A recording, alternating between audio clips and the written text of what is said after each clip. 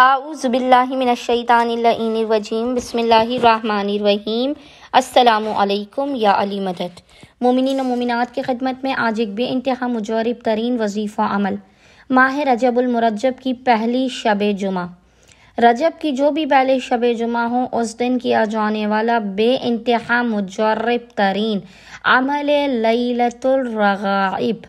عمل لیلۃ الرغائب کا مکمل اور تفصیلی طریقہ لے کر آئے ہیں۔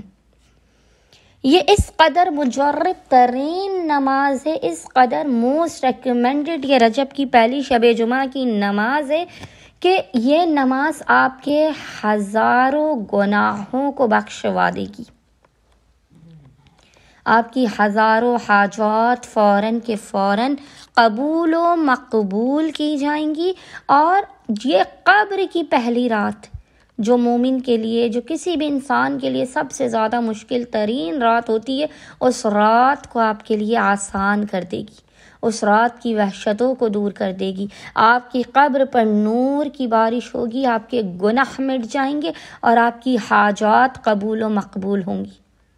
مومنین اپنے بخت و مقدر کو سنوارنے کے لیے، زندگی میں آسانیوں کو پیدا کرنے کے لیے، اپنی بے پناہ مسائل کے خاتمے کے لیے اور اپنے رزق میں برکت کے لیے، خداوند متعال کے خصوصی لطف و کرم اور عنایات کی بارش کے لیے، رجب کے پہلے شب جمعہ کی اس نماز سے، اس عمل لیلۃ الرغائب سے کسی بھی صورت غافل نہ رہیں۔ اکثر مومنین کو اس نماز کا طریقہ سمجھ نہیں آتا، اپنی کنفیوژن کی وجہ سے وہ یہ نماز نہیں پڑھ پاتے، لیکن یہ اس قدر موسٹ ریکمینڈڈ ترین، اس قدر مجرب ترین، اس قدر آزمودہ ترین نماز ہے کہ مومنین کوشش کیجئے اس نماز کو لازماً پڑھیں۔ یہ موقع سال میں ایک مرتبہ ہی آتا ہے، آپ کسی بھی صورت اس نماز کو فراموش نہ کیجئے، اس وقت کو، اس ساعت کو ضائع نہ کیجئے۔ اچھا، عمل لیلۃ الرغائب کرنے کے لیے مومنین نے رجب کی پہلی جمعرات کا روزہ لازماً رکھنا ہے۔ اب مومنین نے کرنا یہ ہے کہ یہ عمل جو ہے مغرب اور عشاء کی نماز کے درمیان ہوتا ہے۔ عمل کرنے سے پہلے مومنین کوشش کر لیجئے کہ مغرب کی نماز سے پہلے آپ غسل کر لیں، اس کے بعد نماز مغرب پڑھنے کے بعد اور عشاء کی نماز پڑھنے سے پہلے یہ یاد رکھیے گا کہ یہ عمل جو ہے آپ نے مغرب اور عشاء کی نماز کے درمیان میں کرنا ہے۔ آپ نے مغرب کی نماز پڑھنے کے بعد اور عشاء کی نماز پڑھنے سے پہلے آپ نے 12 رکعت نماز 2 رکعت کر کے پڑھنی ہے۔ اس نماز کا تفصیلی طریقہ انشاءاللہ تعالی آپ کو اسکرین پر بھی لکھا ہوا نظر آ رہا ہوگا۔ آپ نے 12 رکعت نماز 2 رکعت کر کے پڑھنی ہے، اور بالکل اطمینان سے آپ اس نماز کا طریقہ سنیے۔ ہر رکعت میں آپ نے سورہ الحمد کے بعد 3 مرتبہ سورہ انا انزلناہ کی اور 12 مرتبہ سورہ اخلاص قل هو اللہ احد کی تلاوت کرنی ہے۔ 12 رکعت نماز ہے، آپ نے 2 رکعت کر کے پڑھنی ہے۔ ہر رکعت میں الحمد کے بعد 3 مرتبہ سورہ قدر اور 12 مرتبہ سورہ اخلاص کی آپ نے تلاوت کرنی ہے۔